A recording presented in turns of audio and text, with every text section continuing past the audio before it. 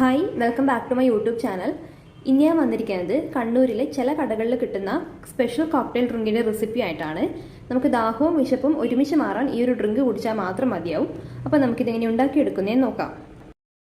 ഈ ഡ്രിങ്കിൻ്റെ മെയിനായിട്ടുള്ള 2 ഇൻഗ്രീഡിയൻസ് ക്യാരറ്റും പപ്പായയും ആണ്. അപ്പോൾ ഞാനിവിടെ 2 ക്യാരറ്റ് എടുത്ത് വെച്ചിട്ടുണ്ട്. ഒരു മീഡിയം സൈസ് ക്യാരറ്റാണ് എടുത്ത് വെച്ചിട്ടുള്ളത്. ഇതൊന്ന് വേവിച്ചെടുക്കണം. നമ്മൾ മിക്സിയിലിട്ട് അരയ്ക്കുമ്പോൾ നല്ല ഫൈനായിട്ട് അരഞ്ഞു കിട്ടാൻ വേണ്ടിയിട്ടാണ് ഇത് വേവിച്ചെടുക്കുന്നത്. അപ്പോൾ ഈ ക്യാരറ്റ് ചെറിയ കഷ്ണങ്ങളാക്കിയിട്ട് ഒന്ന് കുതിരാൻ പാകത്തിന് വെള്ളം ഒഴിച്ചിട്ട് വേവിക്കാൻ വെച്ച് കൊടുത്തിട്ടുണ്ട്. ഫുൾ ഫ്ലെയിമിൽ തന്നെ വെക്കാം. അപ്പോൾ ഒരു 6-7 മിനിറ്റ് ഞാൻ ഒന്ന് വേവിക്കാൻ വെച്ച് കൊടുത്തിട്ടുണ്ട്. ഇത് കറക്റ്റ് വേവായോ നോക്കാൻ വേണ്ടിയിട്ട് ഇതുപോലൊരു നൈഫ് എടുത്തിട്ടൊന്ന് പ്രസ് ചെയ്ത് നോക്കാം. അപ്പോൾ നമുക്ക് ഈസി ആയിട്ട് പ്രസ് ചെയ്യാൻ പറ്റുന്നുണ്ടെങ്കിൽ ഇത് കറക്റ്റ് വേവായിട്ടുണ്ടാവും. അപ്പോൾ എൻ്റെ ഇവിടെ കറക്റ്റ് വേവായിട്ടുണ്ട്. ഞാൻ ഫ്ലെയിം ഒന്ന് ഓഫ് ചെയ്ത് കൊടുക്കുന്നുണ്ട്.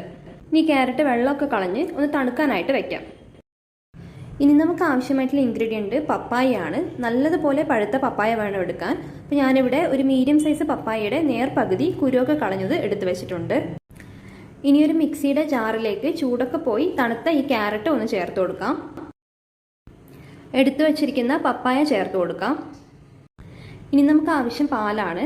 ഞാനിവിടെ 1/2 ലിറ്ററിൻ്റെ ഒരു പാക്കറ്റ് പാല് ഫ്രീസറിൽ വെച്ചിട്ട് കട്ടയാക്കി എടുത്തത് ചേർത്ത് കൊടുക്കുന്നുണ്ട്. ഇനി നമുക്ക് പഞ്ചസാര ചേർത്ത് കൊടുക്കാം. അപ്പോൾ ഞാനിവിടെ 3 ടേബിൾ സ്പൂൺ പഞ്ചസാരയാണ് ചേർത്ത് കൊടുക്കുന്നത്.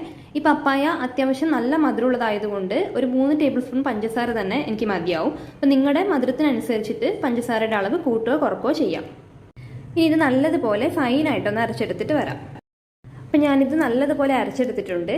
ഇനി ഇതിലേക്ക് ഒരു 2 സ്കൂപ്പ് ഐസ്ക്രീം കൂടെ ചേർത്ത് കൊടുക്കാം. വാനില ഐസ്ക്രീമാണ് ചേർത്ത് കൊടുക്കുന്നത്. ഇനി ഇതൊന്നുകൂടെ ഒന്ന് അരച്ചെടുക്കണം.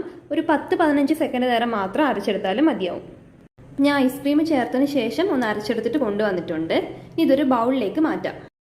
ഇനി ഇതിലേക്ക് 1 കപ്പ് കാഷ്യൂനട്ട് ചെറിയ കഷ്ണങ്ങളാക്കിയത് ചേർത്ത് കൊടുക്കുന്നുണ്ട്. ഇനി ഇതിലേക്ക് 1 കപ്പ് ഉറുമാമ്പഴം ചേർത്ത് കൊടുക്കാം. ഈ ഉറുമാമ്പഴവും അതുപോലെ തന്നെ കാഷ്യൂനട്ടും അത്യാവശ്യം നല്ലതുപോലെ തന്നെ ചേർത്ത് കൊടുക്കണം. നമുക്ക് ഓരോ സിപ്പിലും ഇതൊന്ന് കടിക്കാനായിട്ട് കിട്ടണം. എന്നാൽ മാത്രമേ ഈ ഡ്രിങ്കിൻ്റെ പെർഫെക്റ്റ് ടേസ്റ്റ് കിട്ടത്തുള്ളൂ. ഇതെല്ലാം കൂടെ നല്ലതുപോലെ ഒന്ന് മിക്സ് ചെയ്ത് കൊടുക്കാം.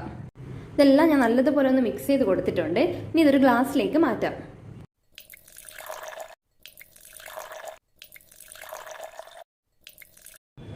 ഇനി ഡ്രിങ്ക് ഒന്ന് ഗാർണിഷ് ചെയ്യാനായി മുകളിലായി അല്പം ഉറുമാമ്പഴവും കാഷ്യൂനട്ടും ഒന്ന് വിതറി കൊടുക്കാം. ഇപ്പം നമ്മുടെ കണ്ണൂർ സ്പെഷ്യൽ കോക്ടെയിൽ ഇവിടെ റെഡി ആയിട്ടുണ്ട്.